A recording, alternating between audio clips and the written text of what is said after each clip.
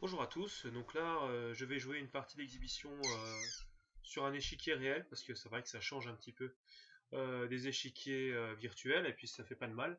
Surtout un bel échiquier comme celui-là, je vous montre, avec une belle petite pendule XL.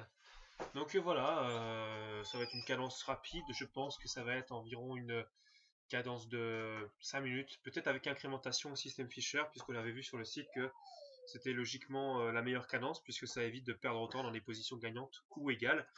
Et donc, par conséquent, on va opter pour un système qui dit que si jamais on perd autant, vu qu'on a une incrémentation, même si la position est égale ou peu importe la position, en fait, c'est perdu, puisque vu que l'incrémentation est censée compenser ça. Donc voilà, le duel va bientôt commencer. Alors, on va commencer par ça. Ensuite, on jouera des parties, vous allez voir, sur Internet. Donc, je vais épauler un peu Christian. Et on va voir un petit peu comment ça va pouvoir évoluer. Donc là, pour l'instant, la partie, je peux vous le dire, vu qu'il n'y a, il y a pas de secret, je vais essayer d'opter pour une partie quand même relativement euh, d'attaque. Donc je vais vraiment essayer de jouer l'attaque. Donc je vous mettrai l'échiquier au moment de monter la vidéo. Je vous mettrai l'échiquier de façon à pouvoir voir, vous, sur un échiquier normal, virtuel, la position en direct. Donc comme ça, vous pourrez vous constater à la fois la position sur l'échiquier et puis qu'elle faire vos propres analyses. Et vous pourrez également voir tout simplement eh bien, la partie se dérouler en direct avec le vrai échiquier dans la vraie vie, on va dire. Voilà. Donc voilà, bon, on va passer à la deuxième étape qui est l'étape jeu. Donc je vous dis à tout de suite pour l'étape de jeu. Bonjour à tous, nous voici pour l'analyse de cette fameuse partie que je vais faire en direct avec vous. Donc E4, E5, F4, Gambit du roi. Bon, si là il n'y a pas trop... D6 c'est un peu curieux, je joue D4 pour mettre immédiatement la pression au centre sur le pion E5. On voit que F4 est protégé par le fou C1 et D4 est protégé par la dame de toute façon. Donc là il prend en F4 et je joue un coup litigieux, je joue cavalier F3, c'était pas le bon coup parce qu'il y a G5, je pense qu'il peut arriver. Ah, il se trompe, il joue fou G4, à mon avis, G5 était meilleur. Et sur fou G4, cette fois-ci, je me dis que euh, il faut bon, vite récupérer le pion, c'est sûr, en F4. Et tout à coup, je me mets à penser qu'il y aura des idées avec C3, vu que le fou n'est plus en C8, avec C3, Dame B3, fou C4, et puis tour F1 ou petit roc. Puisqu'on voit que la colonne F va être ouverte et puis que je peux placer facilement mes pièces de cette façon vu que dame B3 je gagne un temps avec le pion B7, fou C4 je pourrais faire pression sur F7 etc. Donc je pense que c'est une bonne idée. Donc je suis en train de voir un peu tout ça, je prends le pion, ça me paraît être la meilleure option ici. J'ai pas encore assez de pièces sorties pour pouvoir créer une contre-attaque. Cavalier C6 et là je joue donc C3 qui n'est probablement pas le meilleur coup. Je pense que en partie longue j'aurais plus opté pour cavalier C3 puisqu'il n'y a pas de problème après fou prend F3, il y a pion prend F3 qui tient parfaitement. Et sur dame H4 échec, il y a fou G3. Je crois. Je suis même pas sûr. Parce que fou G3, il y a dame prend E4. Ah non, vu qu'il y a le pion en F3, non, c'est bon, ça tient. Donc dame B3, avec l'idée évidente. Alors là, je pense qu'il y a cavalier prend E4, dame prend B7 et fou D7 qui tiennent. Euh, je pense qu'il aurait dû jouer ça à vitesse réelle. Bon, c'est vrai que je lui pose des questions, hein, je joue toujours de la même manière. C'est vrai que ça fait un moment qu'il n'avait pas joué, donc je lui pose des questions et peut-être qu'il s'est dit que cavalier prend E4 c'était un petit peu osé. Mais moi je pense que ça tenait, cavalier prend E4, dame prend B7, fou D7. Et puis derrière il y avait quand même moyen de jouer fou E7, petit roc, etc. Donc je pense que c'était pas mal.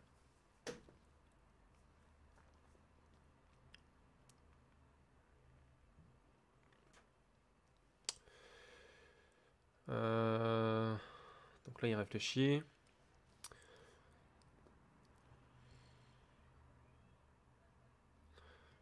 Il va jouer dame C8 à mon sens, qui n'est pas forcément le meilleur coup, dame C8. Parce que la dame n'a pas à protéger le pion B7. C'est vrai qu'on régulièrement on voit dame C1 avec, mais c'est plus sur une attaque de fianchetto. Dame C8, c'est par exemple si j'avais un pion G3 et un fou G2, parce que là il y aurait possibilité après de jouer tour B8 par exemple et fou H3 pour venir échanger le fou du fianchetto et avoir une attaque. Là, dame C8 me paraît franchement litigieux. Donc là, j'ai le pion E4 qui est en prise. Donc je joue un coup, c'est pareil, une interrogation, c'est certainement pas le meilleur coup de la position. Je pense plus à fou D3 ou cavalier D2 qui temporisait et qui était meilleur. Mais cavalier G4, clairement, c'est parce que je vois que dame C8 c'est un peu faible, qu'il a pas super bien joué. Donc je me dis que si je le questionne encore un petit peu, si je lui mets la pression, il peut commettre des erreurs.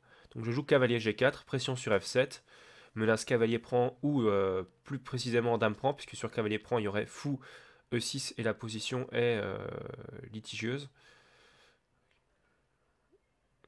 Ouais, c'est fou E6, D5, après je sais pas du tout ce qui peut se passer, c'est compliqué. Quoi qu'il en soit, là ça paraît plus...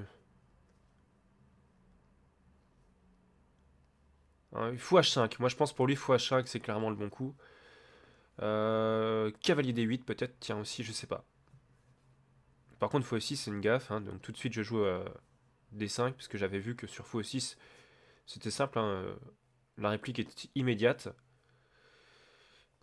Et là il a donc une pièce qui va tomber. En plus j'ai encore des pièces qui sont bien alignées pour l'attaque. Le pion E4 est toujours protégé par mon cavalier en G5, donc là pour l'instant je tiens. Et je ne crains pas de coups comme par exemple H6 intermédiaire, etc. Puisque je pourrais reculer mes pièces et plus tard jouer tout simplement la prise d'une pièce.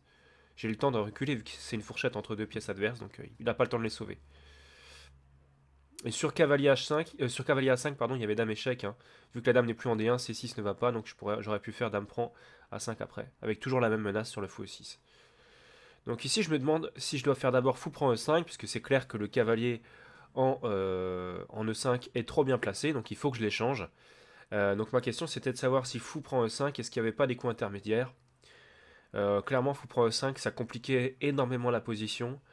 Et du coup j'étais pas du tout sûr qu'il n'y avait pas d'attaque, etc. C'est une partie rapide, j'ai pas vraiment le temps de réfléchir. Donc je vais calculer un petit peu. Fou prend E5, alors après il y a cavalier prend D5 qui sont possibles, fou prend D5 qui sont possibles, etc. Il y a cavalier prend E4 qui est à nouveau possible. Enfin, il y a beaucoup d'éléments à prendre en compte avec des variantes parfois relativement complexes quand même, malgré le peu de pièces qui jouent. Le problème, c'est que j'ai quand même des colonnes, des diagonales surtout qui sont ouvertes sur mon roi. Et donc là, honnêtement, je sais pas, parce qu'il y a des coups comme. Je craignais des coups comme cavalier D3 en cas d'échange, etc. Donc voilà, c'était vraiment des. J'ai pas vu de suite vraiment qui tenait avec fou prend E5, mais bon, je pense que c'était quand même plus précis de prendre d'abord en E6. Et là, après, fou prendre en E5. Donc il a des bions doublés. Et je vais pouvoir continuer mon attaque comme j'avais prévu dès le départ. Avec fou C4 et tour F1, vous allez voir que ça va être déterminant ici.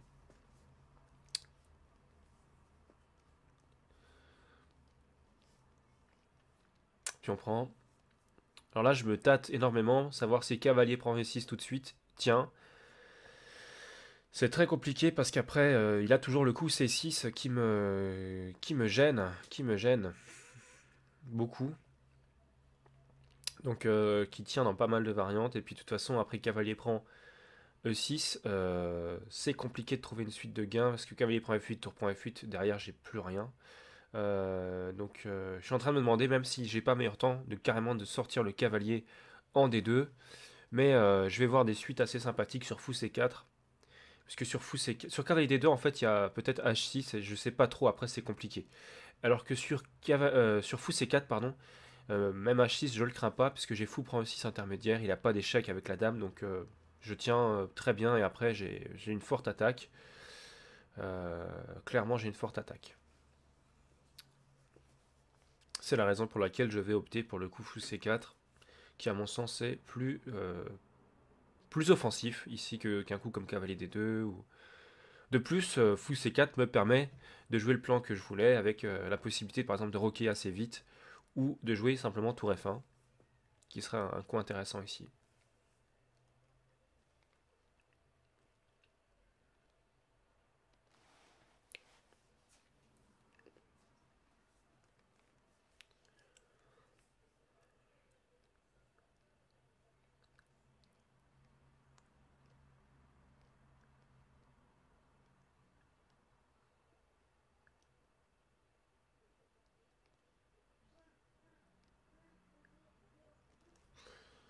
Ouais, c'est une position fou C4, ça me paraissait bien. Après, ce qu'il y a, c'est que j'ai pas vu la variante jusqu'au bout.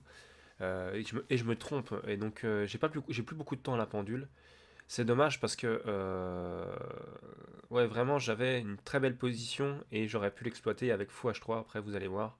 Du coup, que je vais pas jouer. Je sais pas pourquoi, parce qu'en plus, je l'avais calculé dans la partie, mais j'ai simplement eu un oubli et je l'ai pas joué. Vous allez voir. Donc là, c'est vrai que je commence à être un petit peu. Je me dis que c'est fait, quoi, quasiment, que la différence, elle est faite, hein. Et là, j'aurais pensé C6 tout de suite pour les noirs.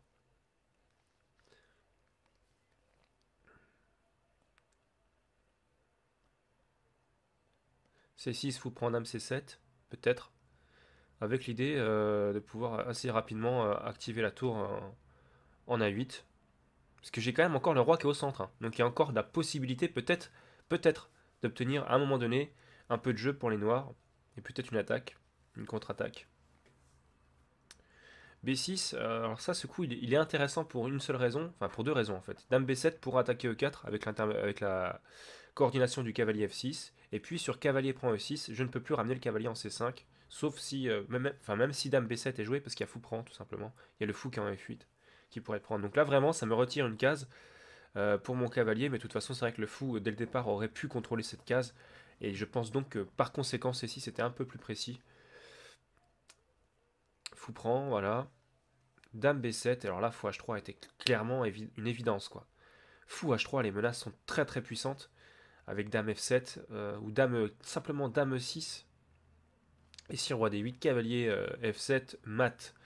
Alors c'est vrai que sur Dame E6, il y a fou, la revenue du fou, mais l'attaque est extrêmement puissante quand même. Parce qu'il y a par exemple Dame F7 maintenant qui peut arriver, Roi D8, Cavalier E6, et si Roi, enfin je peux pas vous le montrer à vitesse réelle, tant pis, c'est dommage parce qu'en plus déjà des coups ont été joués, mais Fou H3 c'était clairement le meilleur coup, ici. J'avais une découverte du Cavalier si le Roi avait été en D7 pour protéger. J'essaierai de vous le montrer à la fin de la vidéo quand même, parce que ça me semble être une belle combinaison. Roi ici, et là maintenant je suis un peu coincé, j'ai le pion E qui est en l'air. Donc je vais opter pour le gain en fait le plus simple à calculer. C'est simple, j'ai plus beaucoup de temps donc je vais opter pour le gain. Je vais voir deux trois variantes, hop c'est bon je le joue, fou des 5. C'est clairement pas le meilleur coup, ça je le savais, mais bon je gagne une qualité au moins.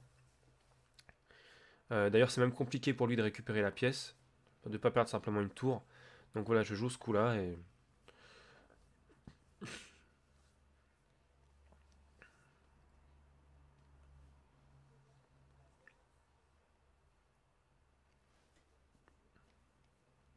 Donc là cavalier prend tour intermédiaire, toujours la menace sur D5. Maintenant ça joue un petit peu guerre des nerfs autant quoi parce que là, on voit pas le temps à la pendule, mais je vous assure qu'il restait plus beaucoup de temps pour l'un et pour l'autre.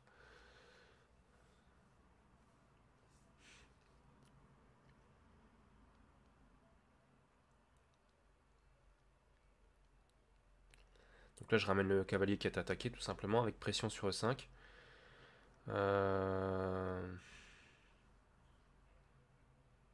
Je pense qu'il aurait dû simplement faire partir son cavalier qui est attaqué, hein. J'aurais eu cavalier prend E5, certes, mais bon, au moins, il gardait la pièce. Et bon, attention, là, on va pas se mentir, c'est clairement un gain, hein. Mais voilà. Alors là, il joue tour E8, qui est insuffisant. Parce il a dame prend, tout simplement, et je récupère une pièce. Il fallait pas protéger le pion, je pense. De toute façon, c'était perdu, hein. Donc ça change pas grand-chose. Donc là, il va avoir l'idée de récupérer le cavalier. Mais bon, il a une tour et un cavalier de retard, donc ça fait quand même beaucoup. Mais il va quand même avoir l'idée de récupérer le cavalier et puis essayer peut-être de pousser le pion E. Et peut-être qu'il estime peut-être qu'il a une possibilité là-dessus. Mais vous allez voir, je vais tout de suite répondre correctement à sa menace qui est simplement de venir, comment dire, empêcher mon cavalier de sortir. Et là, je vais avoir un coup qui va permettre de le protéger définitivement. Donc voilà, il joue H6. Le cavalier n'a plus de case, mais après tour F1, il n'est plus possible d'attaquer ce cavalier. Donc là, je vais revenir à la fin de la vidéo sur toutes ces explications. Ce sera plus simple pour tout le monde de comprendre ce qui s'est passé. Et là, il va simplement abandonner parce qu'il n'y a plus rien à faire. Voilà, c'est terminé. Donc, je reviens sur les explications de partie et on va voir ça ensemble. Allez, à tout de suite. Donc nous revoilà sur la phase d'explication de la partie. Donc là, comme je vous le disais, je pense que c'est à cavalier prend E4 dans cette position, suivi de dame prend B7 et fou D7. Alors dans cette position, il me semble que la position noire tenait, parce que par exemple sur ce coup-là, il y avait toujours la possibilité de jouer tour B8 et de se sauver voilà, dans cette position. Et même je pense que là, les noirs auraient obtenu l'avantage. Donc voilà, je pense que cette variante était clairement meilleure que celle qui a été jouée. Dame C8 était un peu insuffisant. Donc ici cavalier, c'est pareil, je pense que c'était pas forcément le meilleur coup. Je pensais, je vous l'avais dit, à fou D3 ou cavalier D2 qui étaient les coups plus logiques de développement. Cavalier G5, il valait mieux pardon, jouer fou H5 je pense. Est-ce que cavalier D8 tenait? Je suis pas certain. En tout cas fou H5 c'est clair que ça apportait comment dire, un soutien pas trop mal, pas trop mauvais au pion F7. Je pense que c'était certainement l'un des meilleurs coups. Donc on va revenir après fou E6, effectivement là la fourchette elle est évidente. Alors j'aurais peut-être pu faire fou prend E5 d'abord, mais il y avait peut-être fou D7, je suis pas certain de ça. Bon, quoi qu'il en soit, je prends E6, je pense que c'est le meilleur coup. Puis on prend, fou prend E5, D prend E5, et là, cavalier D2, ça était certainement possible pour protéger en E4, et puis on ne craignait pas H6, ou voilà. Je pense que c'était totalement jouable. J'ai joué fou C4, coup d'attaque, bon, je pense que C6 était clairement le meilleur coup. Ici, si j'avais joué cavalier prend E6, il y aurait peut-être eu cavalier prend E4, ou je sais pas, j'avais dit C6 aussi, il me semble. Je suis pas sûr que C6 tenait si bien que ça en fait. Cavalier prend E4 était peut-être un poil meilleur. Je sais pas, c'est vraiment des positions très compliquées. Cavalier D2, cavalier prend D2, roi prend D2, est-ce qu'il n'y a pas échec? Oh, c'est compliqué quand même. Non, franchement, je vais pas m'avancer, je sais pas trop. C'est vraiment une position complexe. Mais bon, fou C4, c'est clair que c'était pas trop mal. Je pense que c'était vraiment le coup d'attaque logique dans cette position. Et là, je m'attendais plus à un coup comme C6. Euh, je sais pas trop. Je sais pas trop. C'est vraiment une position quand même où les noirs sont vraiment pas bien. C'est clair qu'ils ont déjà une pièce de moins. L'attaque va être déterminante. Donc comment tenir le mieux, je sais pas trop. Je vous avoue on fait pas trop de hiérarchie dans la médiocrité, on va dire. Et là, c'est vrai que la position va être complètement perdue, c'est une évidence. Donc quel coup tient le plus, je sais pas. Donc fou C4, B6. Alors là, clairement, je pense que c'est quand même pas du tout un bon coup. Parce qu'on va le voir d'ailleurs, hein, Dame B7, c'est bien, mais ce sera pas bon. C6, ce qui était sympa avec C6, c'est qu'il y avait la possibilité de faire Dame C7, puis de pouvoir activer la tour derrière, quoi, d'avoir des, voilà, c'était ça l'idée, quoi. Donc, je pense que c'était quand même mieux aussi parce que le roi noir pouvait partir après sur les colonnes D, C, etc. Et retrouver un espèce de roc. Enfin, il n'aura pas le temps, mais je veux dire, c'est l'idée, quoi. Fou C5 tout de suite aurait peut-être pu être joué, mais bon, je vous le répète, je sais pas trop. Là, la position est vraiment pas bonne.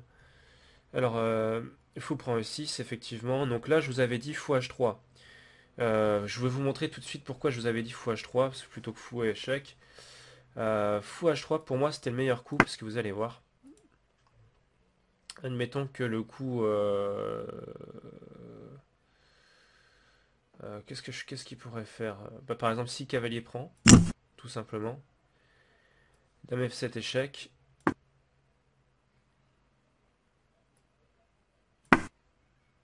Et mat. Immédiatement avec Dame D7. Donc ça, c'est pas possible pour les noirs, ils doivent contrôler la case. Et si par exemple, j'avais vu, c'était quel coup? A6? H6, pardon, H6. J'avais vu Dame E6 échec. Donc on est d'accord qu'on va pas jouer Roi D8 puisqu'il y aurait mat. Échec. Dormir, c'est Donc mourir. sur Fou E7, je vous avais dit cette variante là qui avait l'air très sympathique.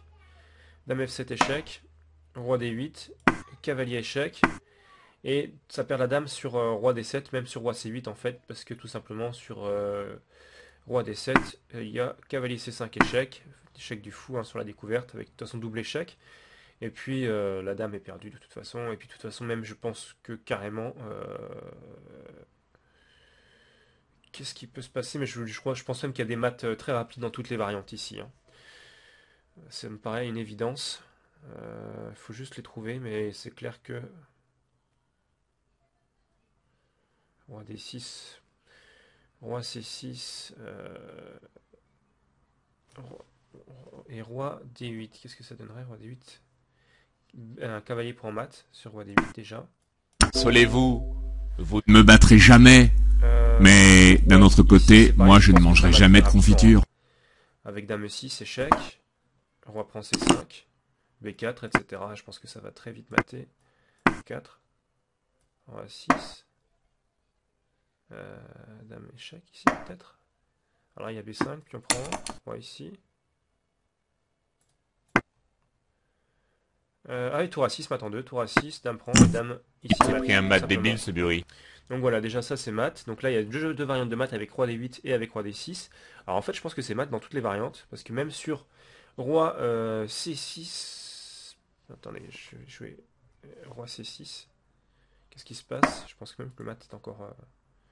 Fou D7 peut-être? Fou D7, Roi prend, poussé. Ah oui, ça va mater ça. Alors sur Fou D7, cavalier prend D7, hein.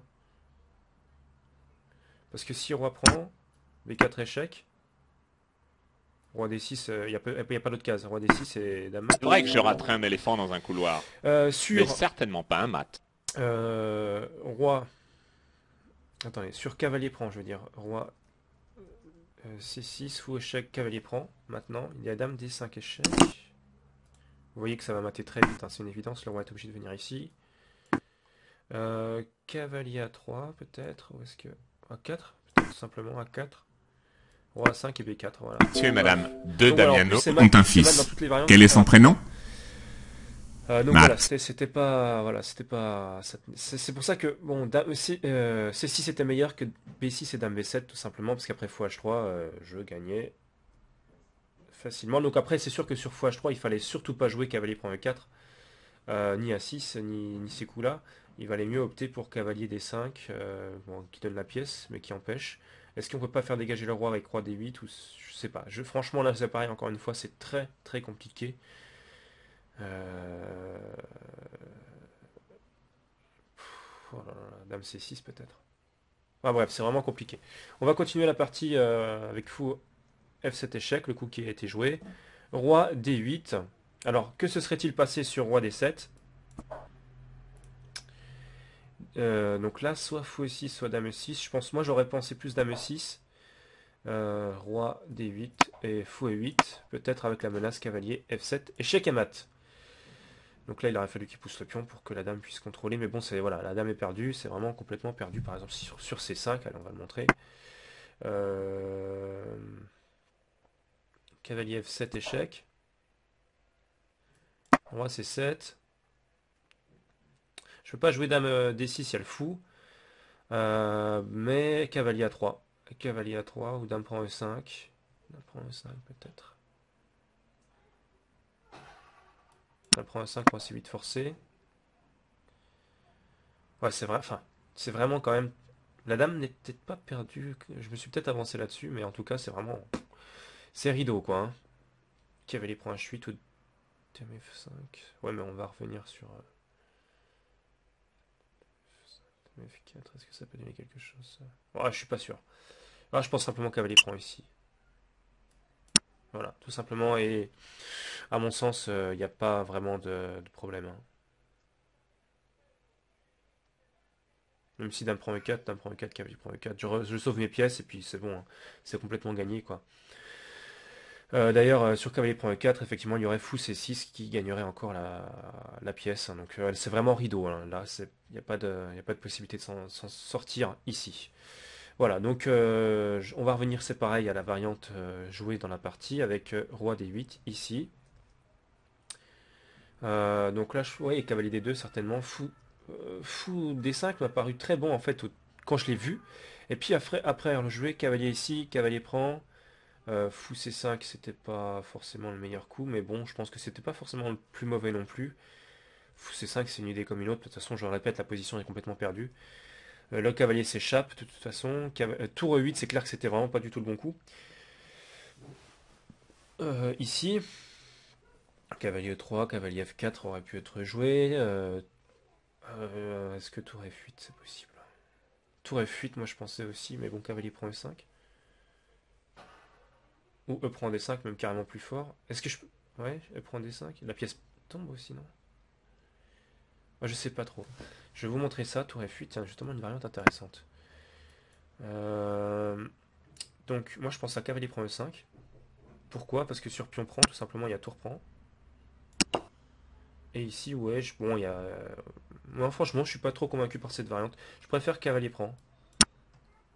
Voilà. Je gagne une pièce et je peux récupérer ici. Je crains pas du tout tour F2. Hein. J'ai le cavalier qui peut revenir. De toute façon, c'est pas un souci, même si tour prend. C'est pas un souci. Honnêtement, c'est pas un souci. Donc, ouais, je pense que c'est pas trop. Je pense qu'on a fait à peu près le tour de la position. Je vais quand même remettre ce qui s'est passé dans la partie. Donc, tour F8. Donc, le tour E8, non, c'est sûr que c'était pas bon. Dame prend. Alors, l'ordinateur donnait E prend. Moi, je pense que dame prend, c'est bien aussi. Et puis, on prend. Et ici, effectivement, ça marche pas. A6, hein. Tour F1. Ou même cavalier D2. L'ordinateur donne cavalier D2. Alors, pourquoi ça marche pas? Tour F1, je vais vous montrer. Alors, il y a deux possibilités. Soit on essaie de récupérer le cavalier en faisant tour F8 et roi E7. Mais dans ce cas-là, il y a cavalier prend E5 tout simplement. Hein, et puis, par exemple, sur roi E7 tout de suite, peut-être pas tout de suite cavalier prend E5. Roi E7, en fait, on peut jouer cavalier D2. Et sur tour F8, là, par contre, cavalier prend E5. Alors là, on est totalement bien. Donc je vais vous montrer quand même. Non, maintenant c'est très haut. Très haut noir. Donc je vous montre tout de suite. Cavalier D2, moi je pense. Et sur tour F8, cavalier prend E5, tout simplement. Voilà. Et sur la deuxième possibilité qui est tour E7. De toute façon, on bénéficiera toujours du cavalier H8 et du cavalier qui pourra se sauver en G6. Donc le cavalier, il ne pourra pas le capturer. Voilà. Tour F1, c'est vraiment le coup qui empêche les noirs de capturer le cavalier. Je pense qu'il y avait peut-être même cavalier D2 tout de suite qui tenait aussi à la place de tour F1. Cavalier D2 pouvait tenir, je pense. Donc voilà, je pense avoir fait à peu près le tour. Le tour de cette petite partie. On va poursuivre maintenant avec les parties qui se sont jouées sur Internet juste après cette partie-là. Voilà. Je vous dis à tout de suite pour les parties jouées sur Internet avec Christian.